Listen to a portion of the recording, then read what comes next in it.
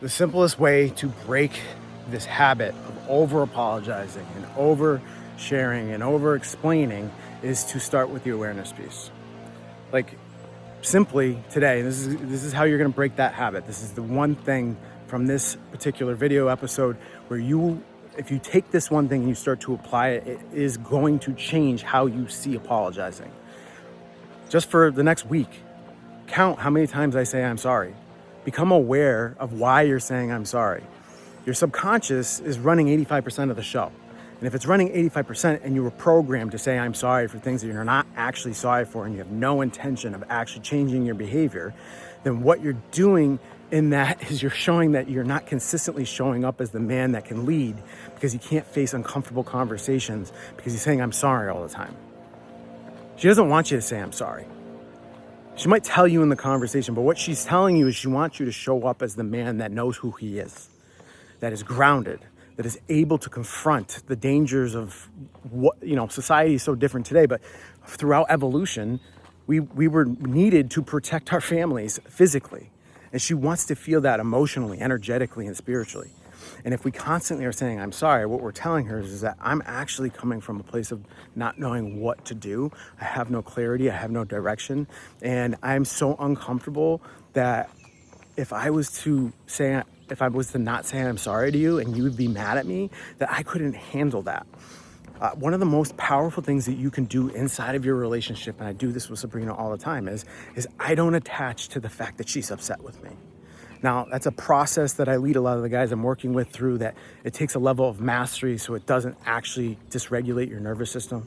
But you start out with the level of awareness. Like, you just take this one component where you're going to say, I'm going to count how many times I say I'm sorry this week. How many times do I apologize? And then after you count those, I want you to evaluate how many of those was I truly sorry for and how many of those do I intend to change the behavior from. By simply just doing this assessment, this audit on yourself, to be able to become aware of like how many times I'm actually doing this and how much that is affecting your relationship. Because every single time you say you're sorry and you don't actually mean it, you're pulling from the emotional bank inside of the relationship. And this is why I lean into ownership. Why do I own things? Because when it's brought to my attention, I evaluate myself. I evaluate, is this in alignment with who I want to become? And I go to my core values and I look at one of my core values is love over fear. Is this out of love? And love is not what most people think. Love, people think, is just like give, and it's all selfless and all that. No, love sometimes is I hold a hard boundary on you. Sometimes the most loving thing you can do for somebody is watch them fail. And it's a harsh truth, but it's been true in my life. It's been true in so many of the men's lives that I've worked with. And it's been true in so many of the men's lives that I have gotten mentorship or wisdom from. And if I'm making these decisions from my place of core values, if I'm coming from a place where I'm moving in a direction, then I become safe, become grounded, and then she can trust me. Most of you are living in disrespectful, untrusting, disloyal relationships, and you don't realize that there's actually something for you to be able to handle that actually change and shift that. I mean, some of the guys that come into my program, they shift within weeks, not really seeing what it was that was holding them back or why. And then even when they have huge wins, they don't even realize how big of a deal it is. Like recently, this past week, I had one of my clients. He said to me, he was sharing how he held a boundary inside of his relationship, and she was really upset with him initially. But then at the end of it, she embraced him and there was this intimacy, and she like hugged him and thanked him so much. And when he was sharing this, he didn't realize how significant it was. He didn't realize how big of a win that was, that he had broken the energy and broken a pattern that had showed up inside of his relationship for the last several years, and that now he was finally shifting the trajectory of the relationship, that he's leading it. Now he's showing up grounded, and he's saying, hey, you know what? Like, when you do this, it makes me feel really unsafe, and I have no way to actually communicate with you because you're so upset. How am I ever going to give you feedback if every time I give you feedback, you get upset with me? And because of that, it's not safe for me to share, so I don't share. And because of that, she realized, oh, wow, like, you're not wrong. you're right. And she embraced him, and there was like this intimate moment for them, and they felt connected. If we're constantly running away from the conversations that are going to be the conversations that actually draw you into your relationship and have an incredible relationship, to create this relationship, to have better sex, to have better conversations, to be able to move in a mission in a direction together, you have to lead from the front. You have to start to recognize, where am I lacking? Because this disrespect is coming from somewhere. And if you don't handle it now and that relationship ends, it's going to repeat itself again. Because hormonally, biologically, the chemical releases that happen in the beginning stages of the relationship, you guys are all aware of the honeymoon phase that everybody talks about. That's a chemical reaction. And those chemicals go away after you start to feel resistance inside of the relationship, and old wounds start to come up. Abandonment, I'm not enough, I don't feel loved. All of those things that drive attachment, all those things that show up in these little ways as a mirror and a reflection inside of the relationship. And those are the things that will define how the relationship goes, because you could just hop from relationship to relationship, or you could just stay miserably committed to somebody that you don't actually feel connected to, or you could shift the entire narrative.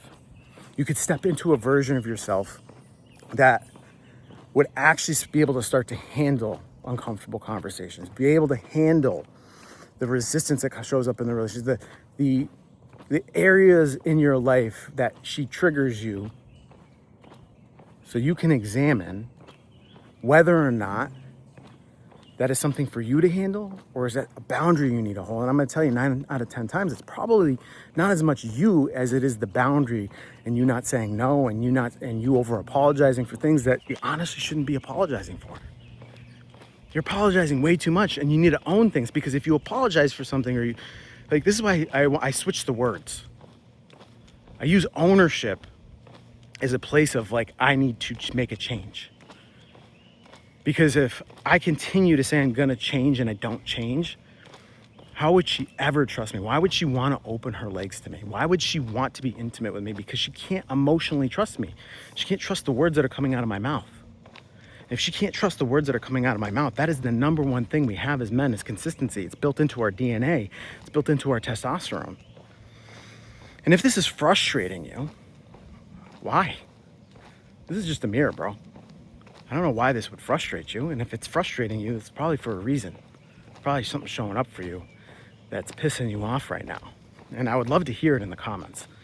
Put a comment in there. Let me know how you feel about, over apologizing. I know many people on Instagram are like, oh, they both can coexist. And, apologizing makes your partner feel more intimate, and it makes them feel more connected to you.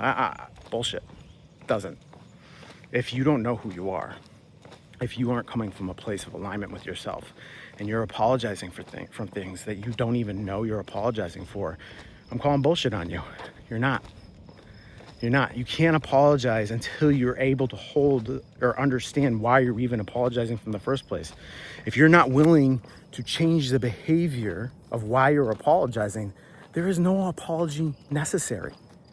And it's killing the attraction, it's killing the desire, and it's killing your sex life. It's absolutely slaughtering it.